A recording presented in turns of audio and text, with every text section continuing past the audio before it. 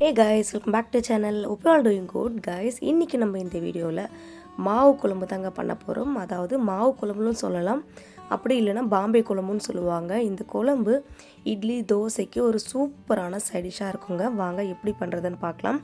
வீடியோக்குள்ளே போகிறதுக்கு முன்னாடி நம்மளோட சேனல் ஃபஸ்ட் டைம் பார்க்குறதா இருந்தால் மறக்காமல் சேனல் சப்ஸ்கிரைப் பண்ணிக்கோங்க. இந்த மாவு குழம்பு நான் இன்றைக்கி ஒரு 4 பேருக்கு தகுந்த மாதிரி பண்ண போகிறேன். அதனால் முதல்ல இந்த மாவு குழம்பு பண்ணுறதுக்கு ஒரு பாத்திரத்தில் ஒரு 1/2 கப் அளவு கடலை மாவு சேர்த்துக்கோங்க. எந்த கப்பில் கடலை மாவு எடுத்தீங்களோ அதே கப்பில் ஒரு 6 கப் அளவு தண்ணி சேர்த்துக்கோங்க. இது கூட ஒரு 1/2 கப் அளவு இட்லிக்கு அரைக்கிறோம்ல அந்த மாவு இதில் சேர்த்துக்கோங்க. கூடவே கொஞ்சமாக சால்ட்டு சேர்த்து ஸ்பூனோ அல்லது கைகளால் எந்த ஒரு கட்டியும் இல்லாமல் நல்லா இந்த மாதிரி கரைச்சி எடுத்துக்கோங்க. இப்போது இந்த கடலை மாவு பேஸ்ட்டு பார்க்குறதுக்கு ரொம்ப தண்ணியாக இருக்கிற மாதிரி தான் இருக்கும். ஆனால் குழம்பெல்லாம் ரெடியாகி வரும்போது நல்ல நார்மலான திக்னஸாக இருக்குங்க. இப்போ வாங்க நம்ம அடுத்து குழம்பு எப்படி செய்யுதுன்னு பார்க்கலாம். இதுக்கு முதல்ல ஒரு பேனில் கொஞ்சமாக எண்ணெய் சேர்த்து நல்லா சூடாகி வந்த உடனே ஒரு 1/4 டீஸ்பூன் அளவு கடுகு உளுத்தம்பருப்பு சேர்த்து பொரிய விட்டுக்கோங்க. அடுத்ததாக 2 பட்டை, 2 கிராம்பு, ஒரு பிரியாணி இலை, கூடவே ஒரு 1/4 டீஸ்பூன் அளவு சோம்பு சேர்த்து நல்லா பொரிஞ்சு வந்த உடனே உங்கள் காரத்திற்கு ஏற்ப பச்சை மிளகாயை சேர்த்துக்கோங்க. இந்த குழம்புல காரத்திற்காக பச்சை மிளகாயை மட்டும்தான் சேர்க்க போகிறோம். அதனால் உங்களுக்கு எவ்வளோ காரம் வேணுமோ அவ்வளவு பச்சை மிளகாயை கீறி சேர்த்துக்கோங்க. இது கூடவே கொஞ்சமாக கருவேப்பிலை, அப்புறம் ஒரு பெரிய வெங்காயத்தை நல்லா தின் ஸ்லைஸாக கட் பண்ணி சேர்த்துக்கோங்க.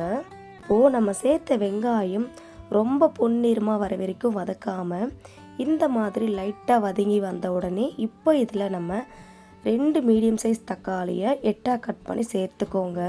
தக்காளியை சேர்த்துட்ட பிறகு இந்த தக்காளி வதங்கிறதுக்கு தேவையான அளவு கொஞ்சமாக சால்ட்டு சேர்த்துட்டு கூடவே ஒரு 1/4 டீஸ்பூன் அளவு மஞ்சள் தூள் சேர்த்து இந்த தக்காளி இந்த மாதிரி நல்லா மேஷ் ஆகி வர வரைக்கும் வதக்கி விட்டுக்கோங்க.